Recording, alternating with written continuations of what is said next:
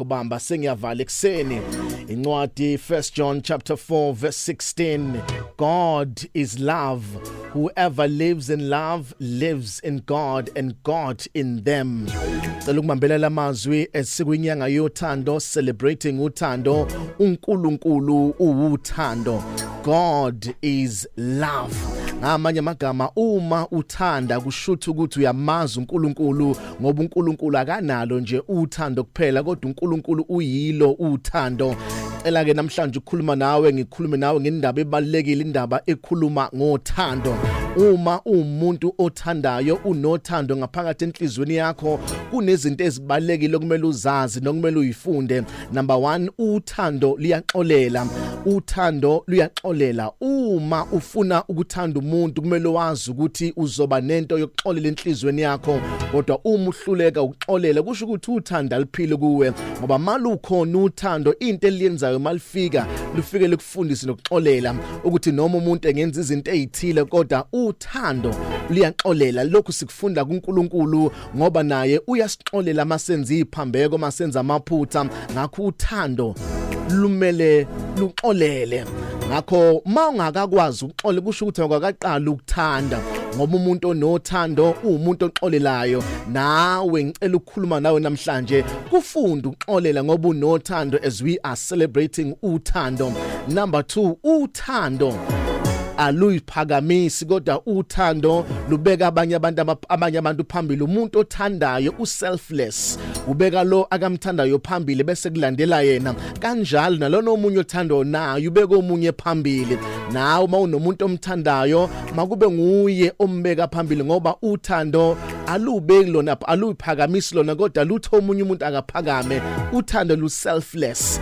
Umuntu othandayo kufunde uyijwayeze ukuthi ube selfless. Okunye uthando luyi-action, luyisenzo. Uthando awugcini ngokulukhuluma uthi ngiyakuthanda bese kuphela kanjalo, kodwa kumele kube khona ama-actions azolandela akhombisa ukuthi lento ishilo ikhona. Awugcini ukuthi ngiyakuthanda bese kuphela kanjalo, kodwa yithi ngiyakuthanda bese kuba khona nama-actions alandelayo, ngoba love is a verb. Kumele kube khona izinto ezenzayo ezikhombisa nehambisana nezinto oyikhulumayo. Ngakho mawunomuntu omthandayo ungagcini ngokumtshela ukuthi uyamthanda, kodwa kumele kube nezenzo ezifakazela lento oyikhulumayo. Ngiyacela nawe namhlanje mawunomuntu omthandayo ungagcini nje ngokum-express uthando lwakho, kodwa lu-express nangezenzo. Makubonakala ama-actions, makubonakala izinto zenzayo, ngoba uthando luyisenzo, luyi-verb. Makube khona izinto zenzayo, menzela izinto ezinhle ezikhombisa ukuthi uyamthanda. Ungagcini ngomlomo kuphela. Yini oyenzayo ukukhombisa ukuthi umuntu uyamthanda? Malibonakala uthando ngezenzo ozenzayo. Okunye futhi uthando, it's a decision, isinqumo osenzayo. Bona ke mawuthanda umuntu alisiwona ama-feelings, ngoba ama-feelings ayashintsha, namhlanje aphansi namhlanje aphezulu. Uthanda lisiwa ama-moods, kodwa uthando luyisinqumo. Uyayinqumela ukuthi uzomthanda lo muntu noma ngafikani, noma ngabe nidlula ezikhathini ezinzima, ngoba uthando is a decision.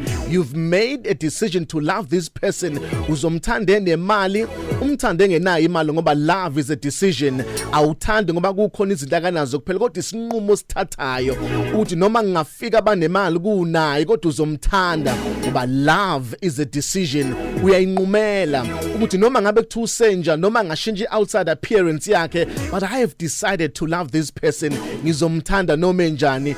Uthando isinqumo ozenzela zona. Nawe sithathe lesinqumo to love someone, make that decision. Ungashintshwa izinto ezifikayo, ungashintshwa izimpi zothando, but you continue to love that person, ngoba uthando luyisinqumo. Uthando is a verb. Kumele kube khona ama-actions owenzayo okukhombisa ukuthi lo muntu uyamthanda. My name is Phumlani Nkwanyana. You are blessed, you are favored, and you are set apart. Good morning, Mega Grace Nation.